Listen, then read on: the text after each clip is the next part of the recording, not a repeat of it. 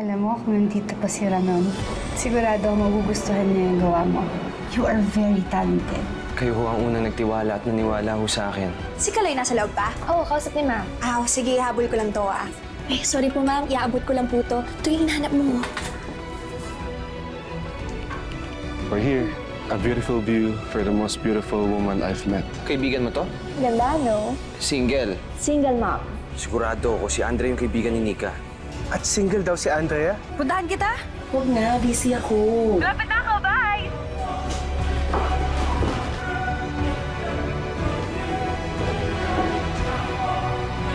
Akala ko nagbago ka na pero hindi pa rin pala, niloloko mo pa rin ako! Walang dapat makaalam. And we regret it, right?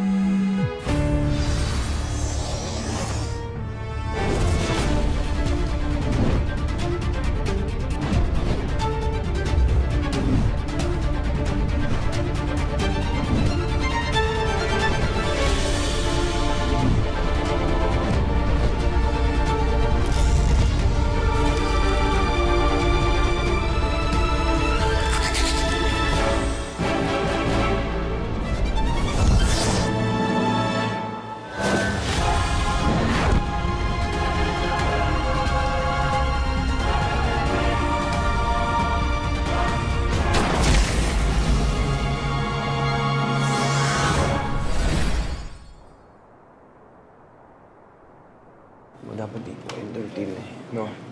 Dito. Siguro hindi mo parehas eh. Lilipat mo kayo. Ha? Sobrang busy naman. Kaya pala hindi ka sumasagot sa tawag ko kagabi, Sorry, Nix.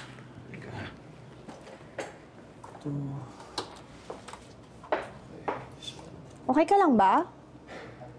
Medyo kulang lang sa tulog.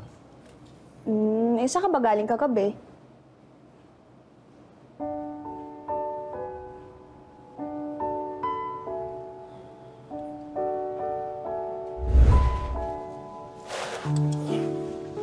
Ma'am, sorry ho.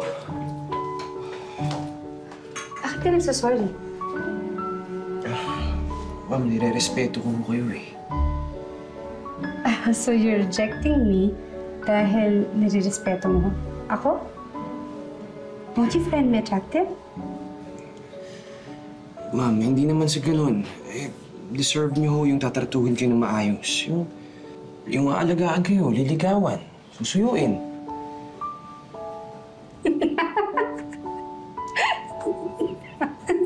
May nakakatawa po ba? Wala. I just find you attractive as well.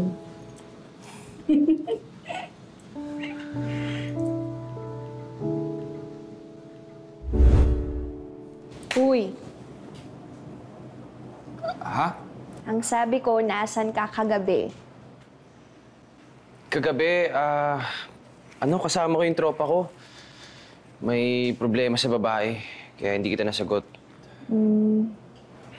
Ba't ka ba tumawag? May problema din kasi ako, Usap kayo ng problema on your free time. But for now, Nika, may meeting tayo regarding Horizon mo. You do want this project. Yes po, sir. Then act like you really want it. Opo. Nandito kayo para magtrabaho. Hindi kayo nandito para mag-therapy at mag-share ng personal niyong problema. Is that clear? Yes po. Okay, now, let's go.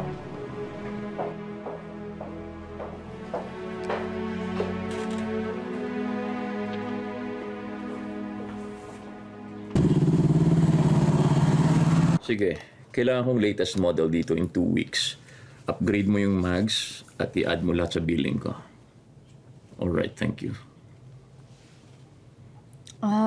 Daddy, may bago kang kotse? Para sa anak ko. Oo nga pala. Graduate na rin yung panganay mo. Kasabay niya pala si Mayet.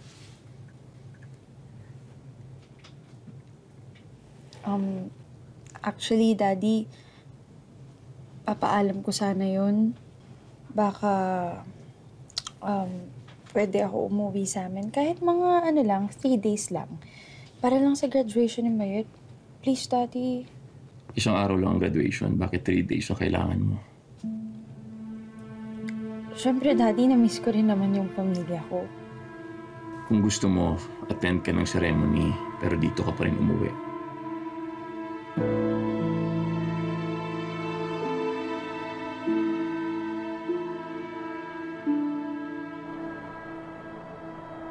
We need to do something about Via. Calm down, Nino. We don't have to do anything. So, hayaan na lang natin siya. Yes. In fact, that's my strategy. Hindi alam ni Via yung ginagawa niya. We just have to let her keep pretending. And siya na mismo yung gagawa ng way para bumagsak siya. But what if she brings Pacifica down with her?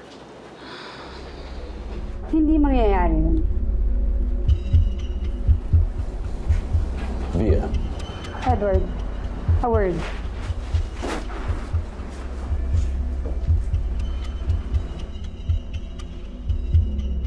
Siguro naman, you've heard na nag-resume na ang construction ng Lunaris. At alam mo, hindi lang yun. Mas mapapaaga pa ang turnover sa mga kliyente natin. can you assure the board na wala nang aberyang mangyayari? Oh, and also, we might have a new project.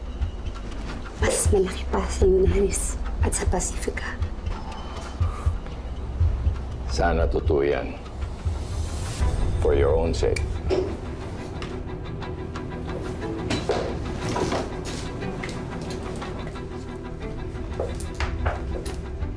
Alam mo, Trina, dapat nagsasara ka ng pinto. Para hindi ka naman naririnig ng buong opisina. You're right. Kung ano-ano kasing peste ang nakakapasok.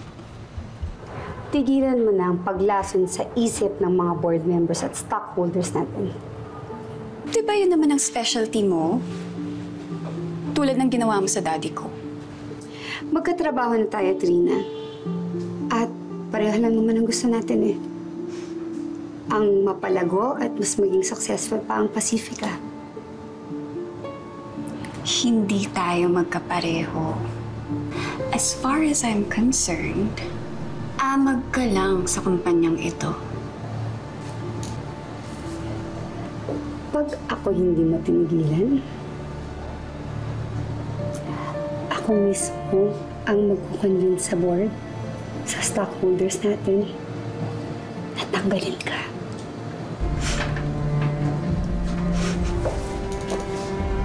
At sino naman ang paniniwalaan nila? Ako, na may experience in designing hotels? Or ikaw, na may maraming experience sa mga rooms nito? Ako, Trina. Dahil akong nagmamay-ani ng kumpanyang to. At ikaw isa kang lonely, bitter, na nepo baby. Alam naman ng lahat na dahil lang yun sa apelido mo. Have a nice day.